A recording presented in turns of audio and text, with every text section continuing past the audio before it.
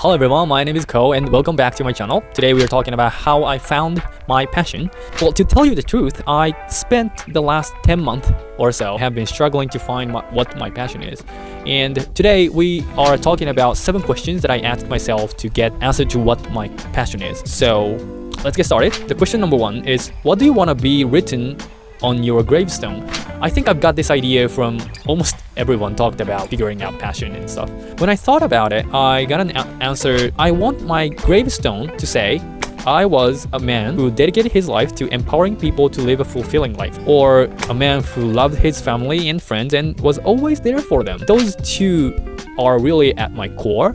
And a man who was thoughtful, funny, always smiling and forgiving, or a man with mission, passion, and compassion. So those were my answers to the question, and I think the faster you get the answer to the question, the more truthful the answer is. When I asked this question to myself, I think I got the first answer in less than 10 seconds. So that should be my passion. That should be something that drives me to do everything that I do, like this one. But I wasn't sure, so I kept asking more questions. And question number 2 is, what do you want your life to look like when you're 80? And I got this from Jeff Bezos. He said when he started Amazon, he was soul searching and he was asking questions like this one, and he got convinced that Amazon was what he wanted to do with his life.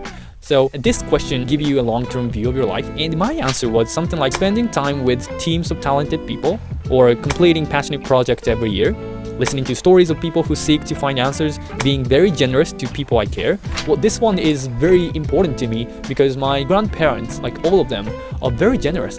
I mean, not only in terms of finance, but in terms of forgiving my mistakes. Those types of generosity that I received from my grandparents kind of made me think that I want to be like them.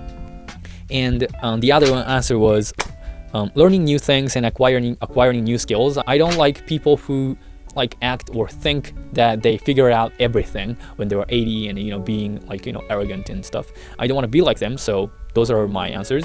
Question number 3 was, what do I naturally consume a lot? This question is kind of tricky, because if you're scrolling TikTok every day, and if you think that TikTok is your most consumed entertainment, I think that's not leading you to the answer you're looking for. Instead, I kind of searched my YouTube history, or my streaming service is actually Amazon Prime and Disney Plus. I looked at histories of those 2 platforms and tried to think what I consume a lot, because what I consume is usually what I'm really interested in. And what I'm really interested in is down to earth, my passion. So when I looked up my histories, I figured contents that I consume are self-help or filmmaking tips. One of my favorite content creator is Peter McKinnon.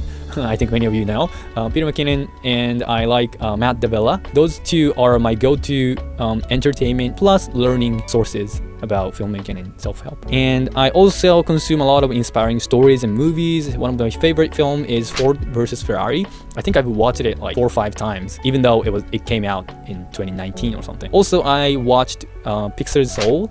I think I watched it more than 10 times. It came out 2020 or 2021, and I already watched it more than 10 times. So you can figure out how much I love that movie.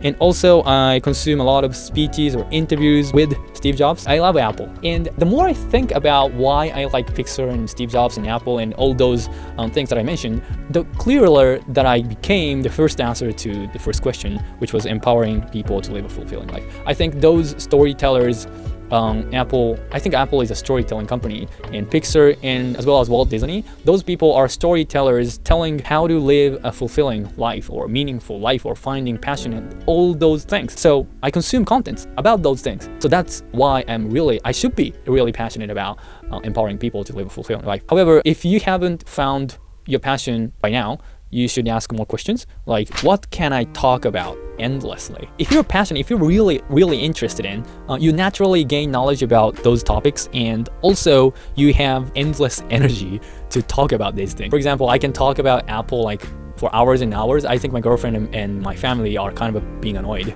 by how much I talk about those things. But I really love Apple, and that's why I can talk about those things. Also, I think I can talk about ethics and self-help. I think if people say you can't do that, the first response that I have in my head is, no, anyone can do anything. They just have to figure out if that's the thing for them. Those types of ethical discussion is what I'm really passionate about. I sometimes found myself and my girlfriend talking about those things late into the night. I think we found ourselves talking about those topics from 12 a.m. to 8 or 9 a.m. So we kind of skipped the whole sleeping, and we talked about those things, and I think that entails I am passionate about those topics. Also, another question to ask, what do people generally ask your help with? When I think about it, the most asked thing to me from my family is technical stuff or technology stuff. I think many people ask me if they have any technological issue on their computers, and if they're trying to figure out which Mac, which iPhone to buy, which TV to buy, which electronics to buy. I think my family always asks me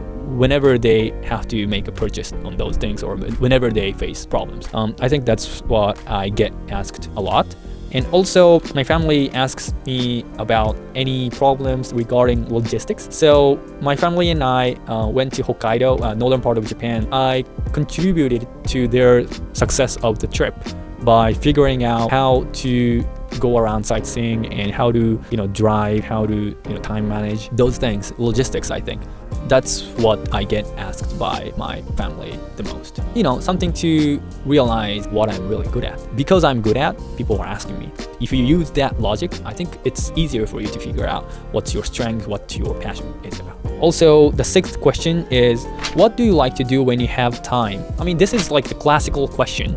However, not many people are actively seeking out. I think with the advancement of social media or YouTube or any of these streaming services, we tend to spend our time being passive and watching content. But if there is no entertainment services, what do you do? If you have time, or if you retire, what do you want to do? If you think about it, that can be your passion. Also, the last question, right? Last question. What can you do no matter how tired you are? Certainly, if I'm really tired, I can sleep. I can go to sleep. I mean, that's the easiest thing for me. But next easiest thing is watching contents on productivity or self-help or inspiring stories and inspiring movies. And that led me to the answer, really. The answer that I got with the first question, actually, which was my passion is empowering people to live a fulfilling life. I can't stop thinking about those things. If anyone says, yeah, I can't do that, or yeah, it's difficult. If anyone say to me that, yeah, you can't do that, or you shouldn't do that because it's not, you don't have anything to succeed. If people say that to me, I think I get the most emotional, and I can't help but talk back to them. No, I can do it, or she can do it, or they can do it, or we can do it. So that's my thing. That's how I found my passion. So if you are struggling to find your passion, please use those questions. I am making them into a list in the description below, so you can just copy and paste and start thinking about those, or you can print it out and try to write it down on the paper. But yeah, that's how I found my passion. So I hope you do, and thank you so much for watching. I will see you in the next video. Bye.